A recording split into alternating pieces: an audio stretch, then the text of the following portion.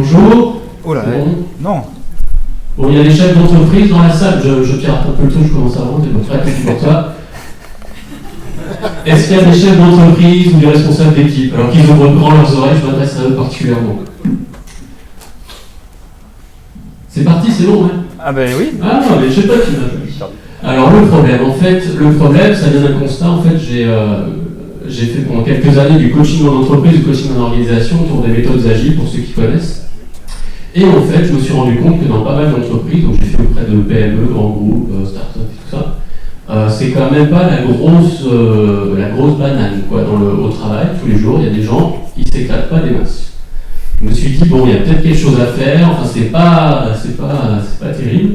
Et dans l'agilité, j'ai découvert une pratique qui s'appelle, en fait, le Nico Nico, une pratique qui consiste à coller une gommette de couleur à la fin de la journée. Quand on sort du boulot, on colle une gommette de couleur rouge, jaune ou verte en fonction de comment s'est passée la journée, quoi, sur un calendrier. Quoi. Et ça permet de dire est-ce qu'on a passé une bonne journée ou non, quoi.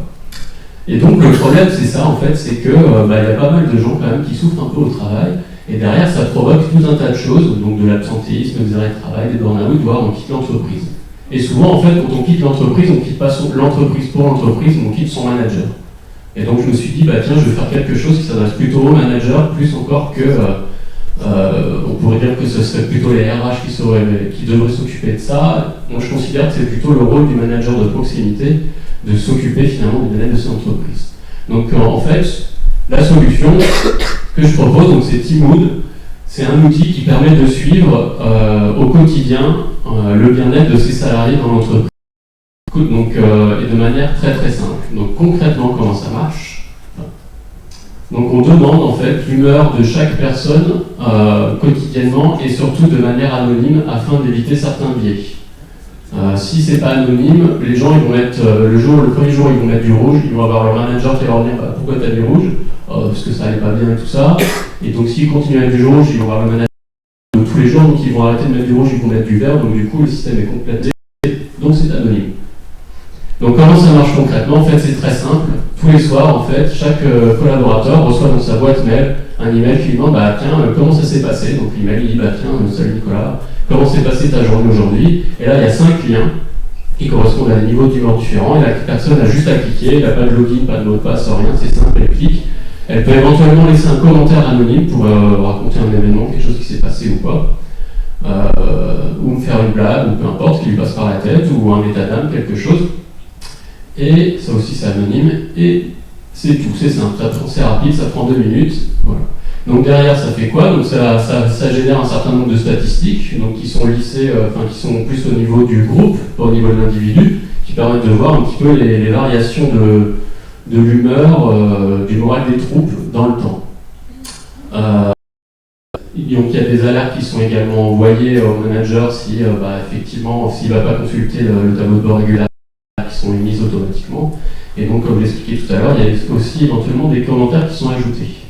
Et donc là, à qui je m'adresse, donc c'est effectivement les managers de proximité, afin qu'ils aient finalement un système qui leur permet de détecter un petit peu en amont des problèmes qui pourraient devenir assez importants et donc d'anticiper un petit peu ces problèmes. Donc finalement, l'outil en lui-même, ce que ça permet de faire, c'est un outil qui permet d'ouvrir la conversation entre le manager et ses collaborateurs. Donc vous l'aurez compris, Teamwood c'est du B2B, donc je m'adresse à des entreprises. Donc j'ai démarré la commercialisation en décembre 2015, donc ça va faire bientôt 1 an. Aujourd'hui j'ai un certain nombre de clients donc, à l'international. Donc il y en a quelques-uns en France mais aussi à l'international. J'en ai aux États-Unis, j'en ai en Australie, en Europe, voilà, j'en ai pas encore en Asie, il faut que je m'y mette. J'ai une 50aine de clients au total et les clients sont plutôt contents. Donc il y a un certain nombre de témoignages, je passe un petit peu rapidement, mais j'aime bien en fait ces deux-là qui résument assez bien comment utiliser au sein de l'entreprise. Donc le premier, grosso modo, ce qui explique, c'est ce que je disais tout à l'heure, le premier témoignage, là, qui dit que ça a permis d'ouvrir une conversation. Grâce à Teamwood, en fait, c'est un peu magique. On ne sait pas trop moi-même, je ne sais pas trop comment ça marche, j'ai du mal à expliquer. Ça démarre des conversations et du coup, ça lève des problèmes. Et le deuxième avantage de Teamwood aussi que je n'avais pas anticipé, en fait, ça permet à l'individu collaborateur d'avoir une phase d'introspection par rapport à sa journée. C'est-à-dire à la fin de la journée, il va se prendre 1 ou 2 minutes à réfléchir à comment s'est passée sa journée. Ça va ça va lui permettre de faire une transition entre son boulot et son chez-soi. Parce que quand on part, sinon, régulièrement, on a la tête dans le guidon toujours, et on a du mal à faire cette transition-là. Au niveau modèle économique, comment ça se passe, la tarification? Encore une fois, c'est encore très simple. C'est 1 € par mois par utilisateur. Et donc c'est super simple. Et il y a des formules à l'année, si on veut, avec dégressif en fonction du volume, en fonction du nombre de collaborateurs. Et voilà. Donc toutes les informations pour aller sur Teamwood sont ici.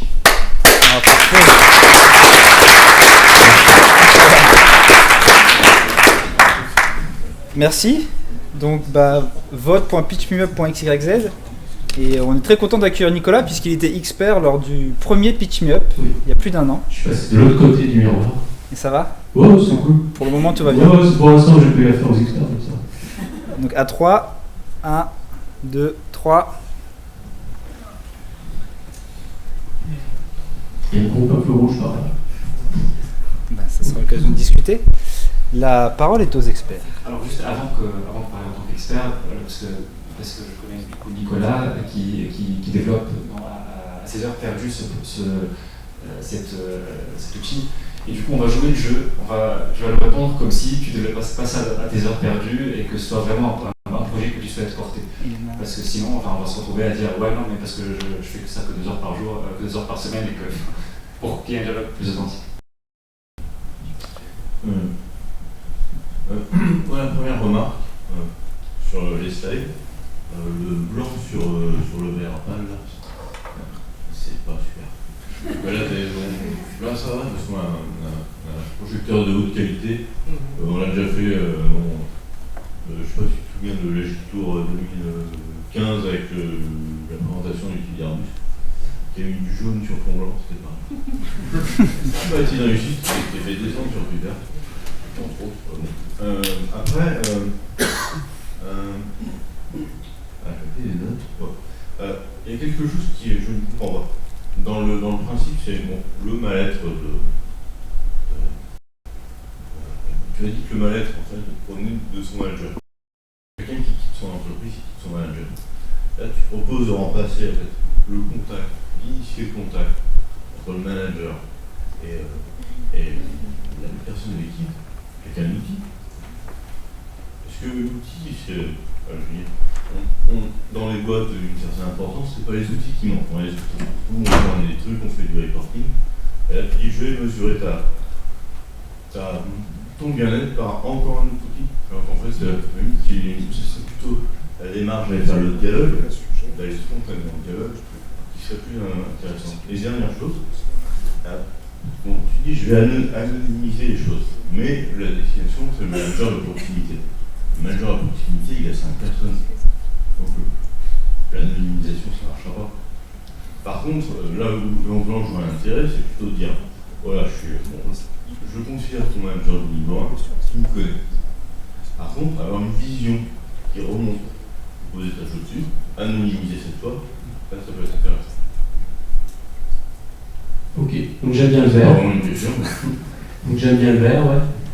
Après, sur la question d'un outil pour faire ça, effectivement, en fait, je surfe sur la vague un peu, les gens, ils adorent les outils, tout simplement. Donc ce qui pourrait être fait, c'est une urne avec des enveloppes, mais si j'ai tout ça, j'aurais plus de mal à le vendre, en fait. Et en fait, ce qui fonctionne, c'est que, finalement, ça recrée une communication entre le manager et les collaborateurs, et c'est surtout parce que c'est anonyme, en fait. Par rapport à ça, on pourrait craindre qu'il y ait de la délation, des choses comme ça, c'est arrivé une fois. Voilà. Donc en soi, déjà c'est un problème vis-à-vis de l'entreprise. Et du coup, le fait que ce soit un outil en ligne, tout ça, ça rassure. Voilà. C'est un truc plus. Je ne m'étais même pas trop posé la question, je t'avoue. Et après, sur l'idée, ça dépend. Tu as amassé 5 personnes. Là, la moyenne, en fait, grosso modo, les équipes sont entre 15 et 20. Voilà. Et donc, et sur le fait d'agréger des données pour les mettre à plus haut niveau, ça n'existe pas. C'est parce que, potentiellement, j'ai pas eu le temps, mais c'est surtout la bonne raison, c'est que je le ferai pas, c'est pour éviter de créer des biais au niveau de l'entreprise en essayant d'objectiver les gens sur rendre ses collaborateurs heureux. En disant, tel service, dis donc, ils sont vachement meilleurs que les autres sur le côté bien-être et tout ça. Et donc, ça pourrait un peu dénaturer le truc. Donc, c'est un parti pris de ma part. Ouais. Si ça répond à tes questions. Alors, j'ai pas grand chose à dire sur votre pitch. Moi, j'ai pas compris pourquoi vous pitchez, si ce n'est de présenter ce que vous faites. Donc je me contrains quand même à dire quelques trucs. Moi, ce qui m'a gêné, c'est que vous pitchez comme développeur. Heureusement qu'il y a une caméra à grand angle, parce que vous avez fait 20 bornes pendant le pitch. Et on sent une forme de détachement qui est souvent propre aux développeurs, qui pitchent souvent devant d'autres qui, ouais, j'ai fait un truc, etc. Et voilà, c'est pour forcer le trait, hein, bien sûr. Moi, je trouve que c'est très intéressant ce que vous faites, mais voilà, pour aller chercher quelque chose un petit peu, parce que je reproche aux autres de ne pas avoir assez d'identité, ou que moi aussi, je me mouille un petit peu. Donc je trouve qu'à un moment, voilà, vous pitchez avec une forme de détachement qui est peut-être un peu cool pour vous, mais bon, en même temps, on a l'impression que vous êtes là, voilà ce que je fais. Voilà. Et ça manque un petit peu d'engagement et de cadre un peu par rapport à ça. Après, c'est peut-être simplement parce que, idéalement, il faudrait que vous ayez quelqu'un dans votre équipe, ce boulot qui fait que pitcher. Donc, je pense que vous en parlez très très bien à une certaine population, mais peut-être pas à tout le monde. Alors, je fais exprès de forcer le trait parce que il y a de l'investisseur, et je peux vous assurer que la façon dont vous avez pitché devant des investisseurs, il y a des choses qui viendraient parasiter le message, et c'est toujours dommage qu'il y ait des trucs qui parasitent un petit peu, mais c'est vraiment, voilà, faut faire l'effort de arrêtez de montrer le chrono dès que je parle. Non, je vérifie parce que je le vois pas. Pardon. Je rigole. Merci à c'est qui? C'est les gars Doppler qui ont tweeté comme des dingues, et puis c'est Leslie Coin aussi qui a pitché sur Twitter. Et maintenant tu vas te faire fusiller par un shérif. Alors, moi, le truc qui m'inquiète, c'est la barrière à l'entrée pour les suivants. C'est-à-dire que c'est les trois projets qu'on a vus avant, donc leur barrière à l'entrée, c'était l'effet de réseau. C'est-à-dire que plus ils avaient de clients, plus ils proposaient avec de la valeur, que ce soit pour Carmen, pour Bigoudi, pour La Belle et le Barbu. Et c'est ça qui permettait après aux suivants de ne pas pouvoir les rattraper. Dans le cas de Teamwood, la techno est très facile. Donc, qu'est-ce qui va faire la barrière à l'entrée? Surtout, ce qui m'a inquiété, c'est comment tu as dit, moi-même je ne sais pas comment ça marche, parce que ce qui aurait pu faire la barrière à l'entrée, c'est l'apprentissage que toi tu aurais fait et le secret que tu détiendrais qui empêcherait les autres d'y arriver. Donc la techno ne constitue pas une barrière à l'entrée, il n'y a pas d'effet de réseau, et tu ne sais pas exactement comment ça marche, quelle est ta stratégie pour créer une barrière à l'entrée. Ça devient vraiment un gros projet pour pas que n'importe qui te... Ça, c'est effectivement un sujet sur lequel je travaille, assez dur d'ailleurs. C'est le sujet qui me préoccupe. Effectivement, c'est l'avantage concurrentiel. Donc là, j'ai pas encore trouvé la formule magique. J'ai quelques éléments, mais c'est pas viable. Enfin, c'est pas viable sur le moyen terme, je dirais. Sur le court terme, pourquoi pas, mais sur le moyen terme. Après, j'ai pas de réponse là-dessus pour l'instant. Voilà, pour être clair. Je vais faire une petite remarque. On a discuté quand j'étais revenu de Just. J'ai rencontré quelqu'un qui fait l'équivalent qui s'appelle Supernode. Et j'ai demandé voilà, comment tu me dis ça. Il m'a fait une réponse que je ne vais pas faire parce que ça prend trop de temps, mais qui est limpide et clair. Et l'intérêt, c'est que ça a donné le sens à la démarche. C'est-à-dire que je dis voilà, j'utilise cet outil pour finalement arriver à un objectif. Et ça manque un peu. Vous avez été trop focalisé sur l'outil. Sans doute, c'est mon côté développeur. La parole est au public. Quelqu'un qui n'a pas eu l'occasion de poser une question encore? Sinon, parlez très très fort. Moi, je voudrais savoir qui est-ce qui reçoit en fait le fait qu'on soit de bonne humeur, que l'employé soit de bonne humeur, pas de bonne humeur, tout ça. Est-ce que c'est notre supérieur hiérarchique direct ou c'est le supérieur du supérieur? En fait, c'est l'équipe. C'est-à-dire à partir du tous les dashboards, ils sont accessibles à l'ensemble de l'équipe, y compris le manager. Il n'y a pas d'informations supplémentaires qui sont fournies au manager. Donc tout est au même niveau, l'information est disponible au même niveau pour tout le monde. Et c'est pas disponible au N+2 et tout ça, sauf si lui-même qui contribue quotidiennement au vote. Bonjour. Je connais un petit peu l'agilité. Si j'ai bien compris, c'est qu'à la fin de la journée que les gens se positionnent. Alors, en fait, les humeurs peuvent varier. On sort d'une réunion qui était nulle, donc on est au fond du trou. On vient de réussir à décrocher un contrat, on est au top. Et ça peut varier 5 fois dans la journée. Pourquoi ne pas imaginer d'avoir une analyse a posteriori et les statistiques. Et deuxième élément, pourquoi ne pas proposer au final au management de se faire coacher, de progresser. Donc il y a deux questions. Donc, la première question c'est sur le rythme, et puis par rapport à la journée, tout ça. Donc effectivement, pourquoi pas, c'est une bonne idée, c'est une hypothèse, je n'ai pas encore expérimenté. La crainte que j'ai, c'est juste de ne pas venir non plus trop solliciter les gens. Bon, déjà, quand on parle d'un rythme quotidien, ça surprend plutôt les managers. Donc aller l'amplifier, je ne sais pas, enfin au moins en avant-vente et tout ça, ça peut être un peu compliqué, mais voilà, pourquoi pas, voir. Effectivement, ça fait plus de data et ça permet de voir aussi dans la journée si effectivement il y a des... parce qu'avant le repas, c'est mieux, ou après le repas, voilà. Et donc la deuxième question, c'était sur... Comment rebondir le management reçoit le reporting, les stats. Voilà, donc là, aujourd'hui, moi je ne propose pas de service complémentaire à ça. Il y a certains managers qui viennent me poser des questions. Maintenant, qu'est-ce que je fais? Donc j'ai un certain nombre de ressources sur le sujet que je leur transmets. Je pourrais éventuellement aller jusqu'à leur proposer de la prestation de service, chose que je ne fais pas encore, mais pourquoi je ne m'interdis pas de faire à terme, effectivement. De qualifier le type de malaise aussi. On dit que ça va pas, mais c'est pas sur quoi. Non, là c'est très très vague, hein. C'est-à-dire ça peut être un problème personnel comme un problème du travail, c'est extrêmement large, donc pour le manager c'est pas simple, c'est juste un système d'alarme, c'est tout, c'est pas... Voilà. Moi j'ai une question, quel est le taux d'expression?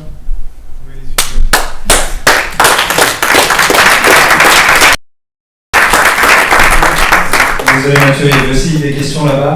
C'est l'occasion pour l'apéro. De discuter pendant l'apéro. Merci à tous. J'aimerais qu'on réapplaudisse les 4 start-upers qui ont le courage de venir ici. Bravo. Et j'ai plein de questions pour chacun d'entre vous. Merci aux 3 experts d'être venus et d'avoir fait du feedback, d'avoir posé des questions intéressantes. Merci. Et du coup, j'ai tout dit. Bravo à l'équipe. Merci à Myriam. Merci à vous. Et je pense avoir tout dit. Donc n'oubliez pas pour le Pitch Me Up Tour, si vous avez des contacts dans la région start-up ou accompagnement de jeunes entreprises, on est preneur pour faire Pitch Me Up x10.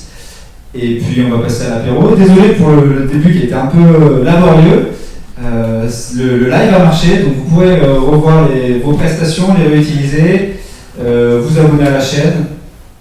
Je crois qu'à partir de 100 abonnés, on peut renommer la chaîne et avoir une URL propre. Donc si on peut arriver à 100 abonnés, c'est cool. Sinon, tweeter, partager. Sur les slides, il y avait les Twitter des 3 experts pour discuter avec eux après. Je crois que j'ai tout dit. Je vous laisse aller à l'apéro. N'oubliez pas la petite cagnotte si ça vous a plu pour participer à cette dynamique. Et à tout de suite. Merci à vous.